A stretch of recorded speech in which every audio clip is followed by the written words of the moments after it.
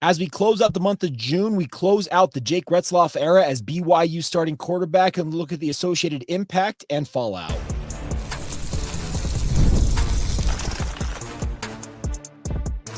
You are Locked On Cougars, your daily podcast on the BYU Cougars, part of the Locked On Podcast Network, your team every day.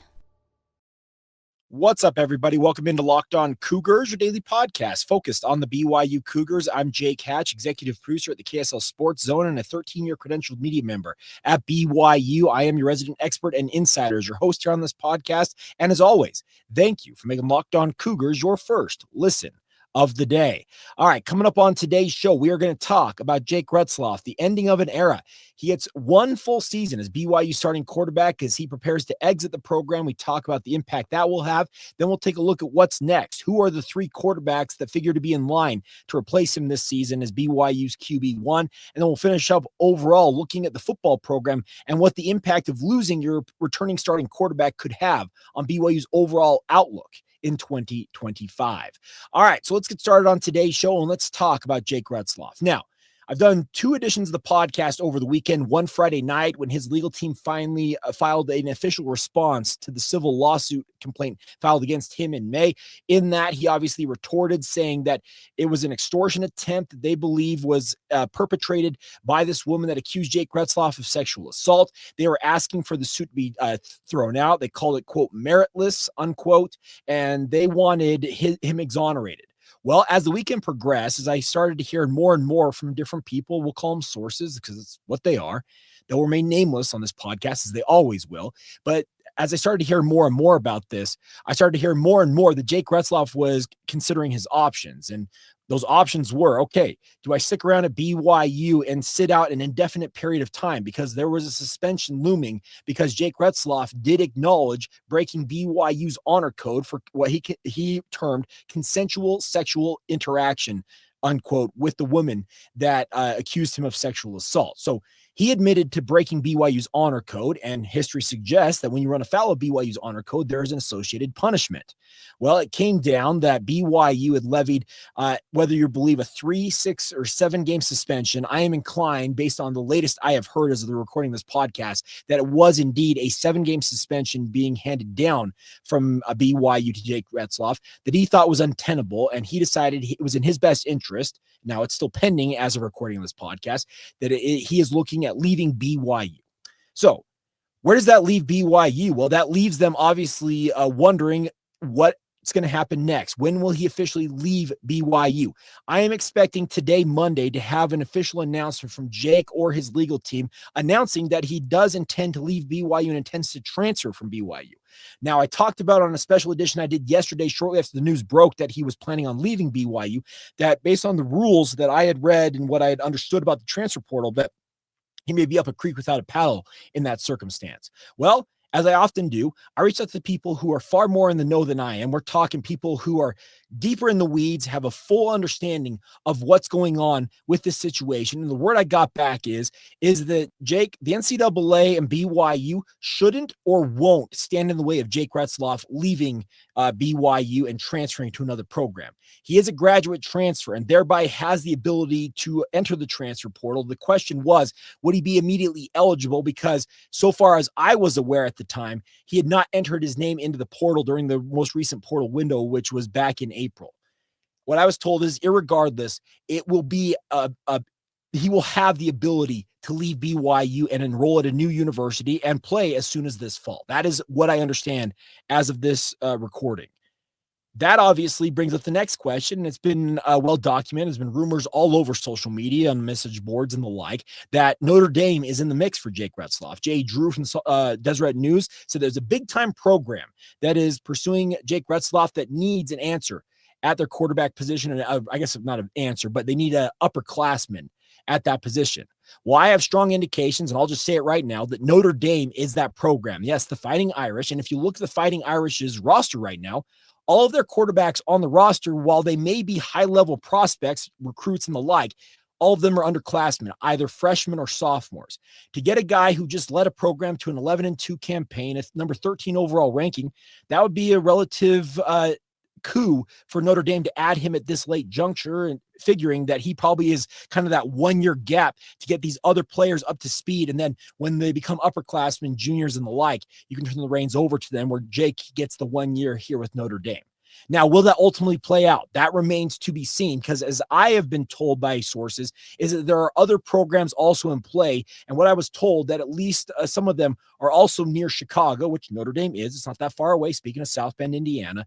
But what I was told is near Chicago. That leads me to believe that programs potentially like a Northwestern or an Illinois could be in the mix here as well. Jake is leaving BYU. That is, I think, a done deal. He is going to exit the program, and he will, by all intents and purposes, based on what I understand, challenge for immediate eligibility and should be granted that under whatever parameters he seems to want to chase those under. That obviously leaves a hole for BYU in their lineup, and we'll talk about the options to replace him as QB1 in Provo momentarily, but let's also acknowledge the fact that Jake Retzlaff, he should, and I believe did, know what he was getting himself into when he came to BYU. BYU's honor code is not being swept under the rug. Coaches, especially Kalani Sitake, they are very upfront about what BYU's honor code entails and what you're expected to do as a student athlete at BYU when it comes to abiding by said honor code. They know, speaking of the athletes at BYU, whether they're members of the Church of Jesus Christ of Latter-day Saints or not, which Jake Retzlaff is not. He is obviously a very proud member of the Jewish faith, of Judaism. They know what they're getting into when they come to BYU. So I don't want to hear any belly aching from people out there saying that Jake is a victim here. He's not a victim. He understood the implications of potentially running afoul of the honor code, and by, I think, BYU's version of what I understand is handing down a 7-game suspension was them trying to obviously apply justice in terms of upholding the honor code, protecting the honor and integrity of BYU and their honor code, while also extending some mercy to him where they weren't wiping out an entire season, his final season as a quarterback at the Division I level, thereby potentially scuttling potential for a professional future and the like. That's where things stand with regards to Jake Retzlaff. And obviously, I've said it before on this podcast, and I'll reiterate it here. When this lawsuit dropped, I said it on the record then, and I once again say it here, that nobody comes out looking good in this situation. Yes, it's a black eye for Jake Retzlaff to have that civil lawsuit alleging sexual assault, among other things, against him. Yes, it's a tough look for BYU to have your starting quarterback banned for potentially more than half of a season, and then finding, in his eyes, that to be untenable, and he exits the program. What other fallout could come from it? Well, there's plenty, I feels like, that could come of it. But once again, I don't think there's any winners in any of this on any side, no matter which side you come down on. It's just a really, really tough look for everybody involved.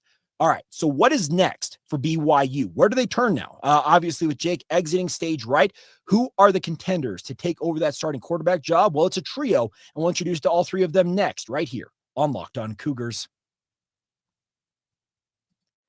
Today's show is brought to you by our friends over at FanDuel. Summer sports are in full swing, and whether you're all about baseball under the lights, golf on the green, or high-stakes soccer action, FanDuel is the best way to make every game more exciting. You're already following the action. If you're a sports fan, why not make it a little more thrilling with FanDuel? You can get in on the game while your friends are getting sunburned at the beach. Think about that, my friends. The best part is whether you're placing a same-game parlay or watching a bet right into the ninth inning or any other scenario, FanDuel makes it feel like you are part of the action because you have a little extra on the line. So if you're new to FanDuel, new customers right now can bet just $5 and get $150 in bonus bets if your first bet wins. $5 laid down if you win, $150 in your account just like that. It's an incredible opportunity. So open the FanDuel app today or visit FanDuel.com to get started. Once again, that's our friends over at FanDuel. Once again, get started today at FanDuel.com or open the FanDuel app. Thank you once again for making Locked On Cougars your first listen of the day. Please continue to subscribe, rate, and review the show. Share it with your family and friends. Obviously, you guys' support has been absolutely incredible over the weekend. We've seen some incredible numbers, obviously, with the news coming out, leaking out, whatever you want to term it. But thank you so much for your support. Pardon my voice if it sounds a little scratchy. I've been doing a lot of talking this weekend. I did multiple game broadcasts. I was at a parade on Saturday, so voice is a little bit shot, but nonetheless, let's talk about who is in line to take over at BYU's QB1 spot with Jake Retzlaff exiting the football program. Well, the three names shouldn't be a surprise to anybody watching and or listening to this podcast if you're an everydayer, but if you've been living under a rock, there are three guys that figure to be in the mix here. Now, first up would be McKay Hillstead, a former Skyridge High School product here in Utah Valley, a three-star prospect, originally committed and enrolled at Utah State, started a handful of games for the Aggies, then entered the transfer portal and landed at BYU. While he's not the biggest quarterback, listed at 5'10", 190 pounds, he has got lightning speed and I think above average arm that lends itself to a true dual threat capability in BYU's offense.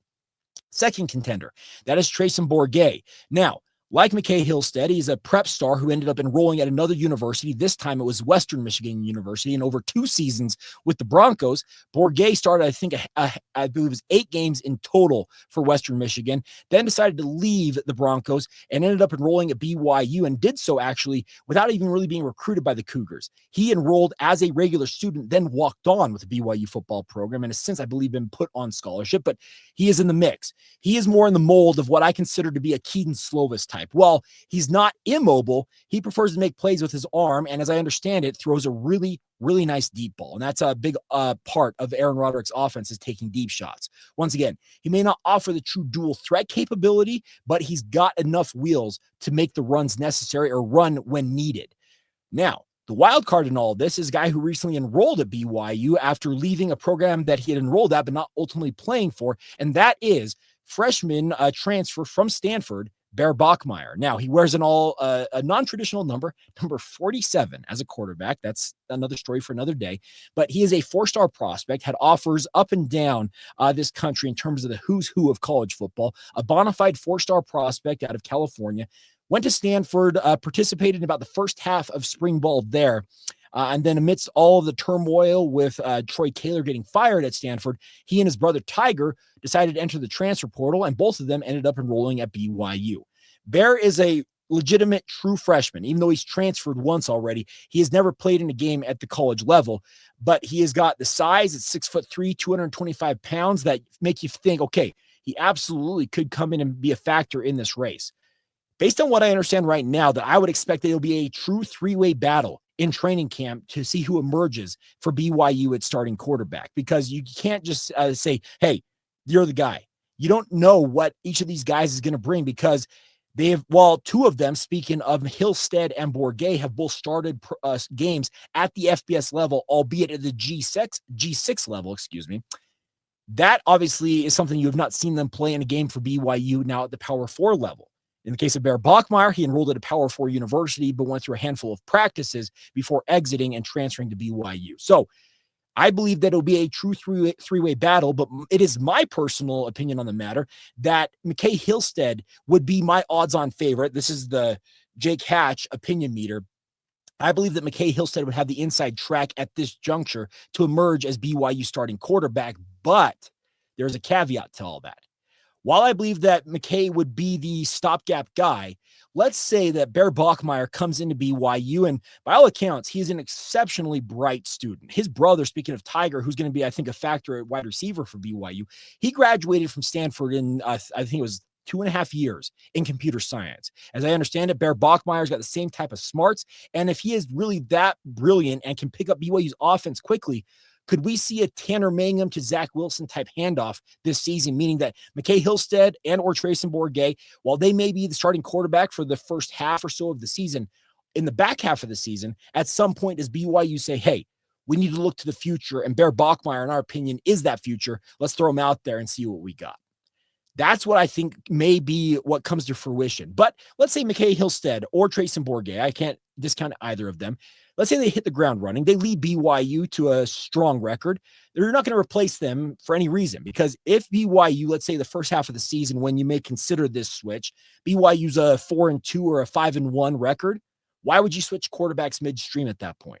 Now, if they're 3-3, okay, that's much more easy to see them potentially making that switch and saying, hey, while we probably are out of the mix with regards to the Big 12 title race at this juncture, maybe it's time to see what Bear Bachmeier's got and see what he's capable of.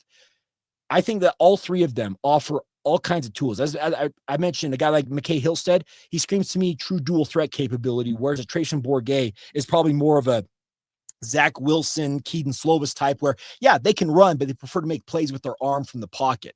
Jaron Hall is more the archetype you see with McKay Hillstead, where you have a true read option, dual threat capability. Barry Bachmeier, same type of a deal with McKay Hillstead. So that's why I believe that at this juncture, let's say the season started tomorrow, July 1st, I think McKay Hillstead would be your starting quarterback against Portland State, but I can't discount that 5 or 6 games down the line, as soon as Bear Bachmeier is engrossed in the offense enough where in practice maybe he's outperforming these guys, because Kalani Sitake has been very blunt about this in the past, that you have to earn the right to start for the BYU football program, and it starts on the practice field.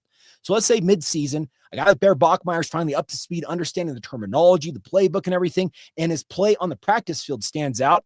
Well, then maybe BYU, Aaron Roderick, Matt Mitchell, the brain trust of guys like Fesi Sitake and obviously Kalani Sitake, maybe they sit down at that point, maybe mid-season and say, okay, we've seen what McKay Hillstead's got. Maybe we've seen what Trayson Bourguet's got, but we need to give this young buck, speaking of Bear Bachmeier, a crack at it and see what he's got. And if he sees this as the bull by the horns, to use that expression, great.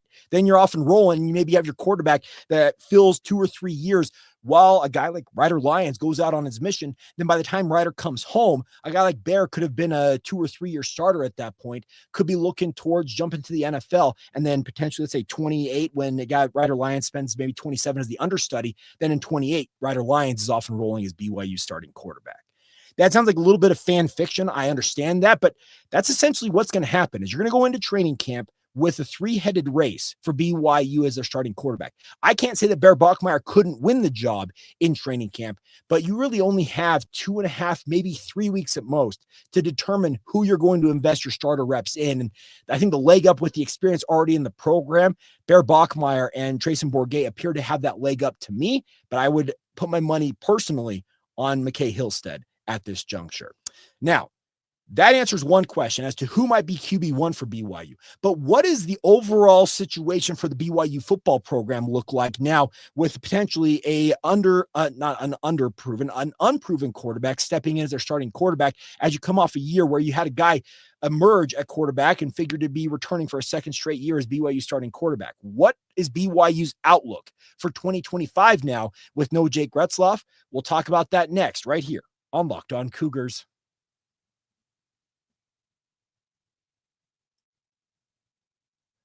Thank you once again for making Locked On Cougars your first listen of the day. If you have not done so already, sign up for the Locked On Cougars Insider Group. Get the inside scoop on all things BYU sports that I am hearing.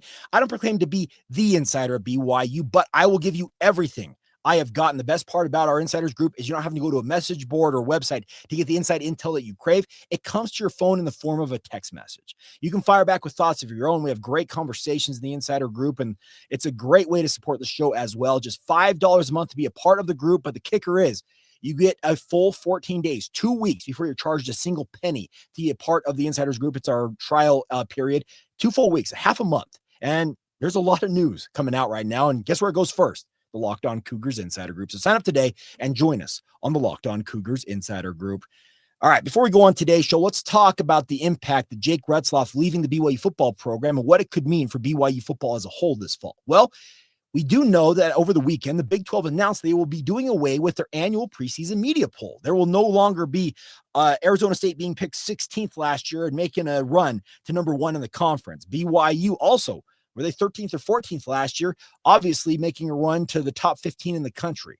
They're doing away with that. So what the perception is of BYU will be to everybody's discretion. Now, I understand it. I'll just lift the lid on this, that we at the Locked On Podcast Network, our Locked On Big 12 squad, we are going to be doing our own preseason poll. I expect that there will be a number of our hosts that are going to knock BYU down a peg because, simply put, when you lose your starting quarterback, that's a hard thing to rectify and say, hey, they're going to be just fine. Because the quarterback position, it is so critical in this era of college football and football in general. Quarterbacks are what make things go. And losing your quarterback, there's no other way to spin it than it's a debacle for BYU, and they're going to have to get past that.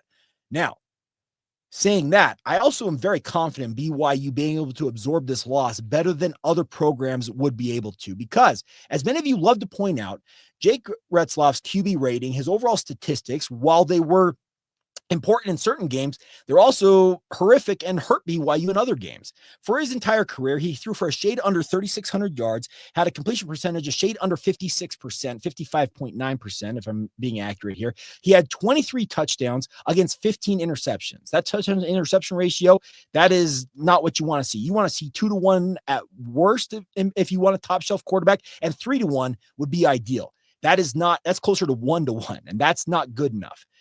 The simple fact of the matter is BYU has what appears to be a pretty elite defense led by Jay Hill returning, and they've obviously upgraded that with some of the transfer portal additions they've brought in, particularly Keanu Tanavasa along the defensive line, etc. The defense for BYU should be capable of holding opponents down, and if BYU can lean on what appears to be, I think, a pretty strong running game, I think the two-headed monster of LJ Martin as well as Sione Aimoa, I think those two at running back for BYU, guess what? Get ready, boys. Strap those pads tight, because the best friend of an unproven quarterback is a strong running game. BYU's offensive line, led by guys like Waylon Lapuaho and Bruce Mitchell, they're going to have to shoulder the load and be that tip of the spear. Everybody on the BYU football program is going to have to elevate their game just a little bit to make sure that whoever ends up as QB1 for BYU doesn't hurt or bring them down, doesn't be the downfall of this program. I really like the wide receiving core for BYU. Chase Roberts is poised for a monster senior year, and it's got to be disappointing for him knowing the relationship he's had with Jake Retzlaff. It's got to be disappointing, I think, for him to think, man, I got to work with a new QB all of a sudden, and that's got to be across the board for any of the wide receivers. JoJo Phillips, I already mentioned Tiger Bachmeier earlier on as a transfer into this program. At tight end, Carson Ryan, he didn't come to BYU for musical chairs at quarterback like he endured last year at Utah, but that's what it appears it's going to be at BYU. I believe, and I'll go on the record here, and people can lambaste me if I'm wrong about this. I don't care. But I believe that BYU is better suited than a lot of programs just due to the structure of this program, the way the roster is constructed right now, and the overall depth and talent that returns outside of the quarterback position to absorb that loss. And I think not have it absolutely cripple them. I thought the ceiling with Jake Retzlaff this year at quarterback for BYU was probably 10-2. I thought that a run towards the Big 12 title game absolutely was in the cards for BYU with him under center. I've said it on this podcast, if you're in every dare, that I think that him leaving BYU, and Jeff Hanson's echoed this, is that the loss of Jake Retzlaff is 1-2, and I think Jeff said 1.5 wins, 1.5 wins. I termed it at 2 wins. So does that take BYU ceiling in my mind from 10-2 to 8-4? Yeah, that's probably where it stands. But 8-4, I think, would be very respectable, especially considering if you have a quarterback like a McKay Hillstead or a Bear Bachmeier who emerges as the future of the BYU football program.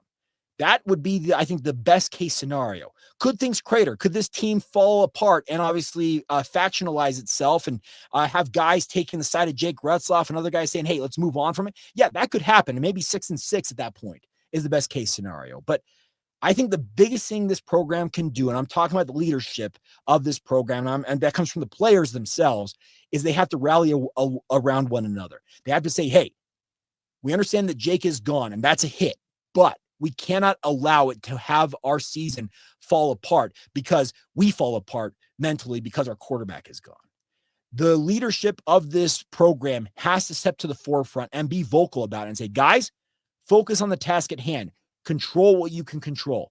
I'm speaking of from the player's perspective, we can't control that Jake left the program. We can't control that he decided to go elsewhere and maybe is playing for Notre Dame or another university. We cannot control that. What we can control is doing our jobs and going out there playing the best darn football we possibly can play and see where the chips fall. I like where BYU stands with regards to the overall roster construction. Because as I said, I think Jay Hill is ready to take this defense to a whole nother level. And it was a top 30, top 40 defense at worst last year. If they're top 20 caliber this year, led by guys like Isaiah Glasker, Jack Kelly, Keanu Tanavasa, Tanner Wall, Maury Bamba, if that defense really is as elite as I think it could be, guess what? BYU may win ugly, but I think they'll win more often than not. And if they get to 8-4, 9-3, hey, if the odds makers are to be believed, the Big 12 is going to turn into chaos this year. If you've looked at the over-under win totals, the highest I have seen is 9.5. The lowest I've seen is a 4.5. That they think that this league is going to cannibalize itself. And heck, maybe you do find yourself, if you can grind out the right amount of wins, that you find yourself in the mix for the Big 12 title game, despite everything going on. Now, that's pie in the sky type stuff. I get that. Once again, fan fiction, me trying to paint a rosy picture. The same thing could go opposite, where BYU, as I mentioned, falls apart, and maybe they're near the bottom of the league where they're struggling maybe to reach bowl eligibility. They're grinding, maybe going into the final weekend of the year at 5-6 and looking for a sixth win just to go bowling. Everything is in play here for the BYU football program. It absolutely is. I freely acknowledge that, but I do have the confidence that the leadership of this team and obviously the coaching staff, Kalani Sitake, they have dealt with hits before, and there are going to be hits to come. But you just have to, as I mentioned, control the controllable. You can't control that Jake Retzlaff thought a 7-game suspension was untenable and wants to exit the program. That's you move on from that. The defense has got to hold opposing teams down. BYU's got to hope the guys like LJ Martin and Sione Aimoa are ready to be the bell cow ball carriers that they need. That offensive line has got to come through and open holes and allow that running game to go. Wide receivers, tight ends, the running backs as well have got to create opportunities in one-on-one situations to allow whoever at quarterback, McKay Hillstead, Trayson Bourget, and or Bear Bachmeyer, to complete easy and high percentage throws. And you hope to high heavens that you can generate just enough to win at a decent enough level to keep doing this thing. There is a setback, obviously losing your quarterback for BYU. That is readily apparent. And for a lot of programs, that would be downright crippling. But I have got the faith that this BYU football program, it's got the roster construction and enough returning talent in it to absorb that hit and emerge, maybe, as I mentioned, with a ceiling that probably was 10-2, where it maybe goes down a couple of games, but it's still 8-4, uber respectable at the Power 4 level, and especially in the Big 12, where, as we've all seen, it's a pretty topsy-turvy league to begin with. All right, that is going to do it for today's edition of the show. Crazy weekend, obviously, and there is still much to come. What's next in the Jake Retzlaff soap opera? Who the heck knows, but we will have it covered for you guys every single day, as we always do here on this podcast. So subscribe, rate and review the show, share it with your family and friends, and tell them this is daily BYU content, expert content with inside sources they won't get anywhere else. And as always, thank you for making Locked On Cougars your first listen of the day. And also, thank you for being an everydayer right here on the Locked On Cougars podcast.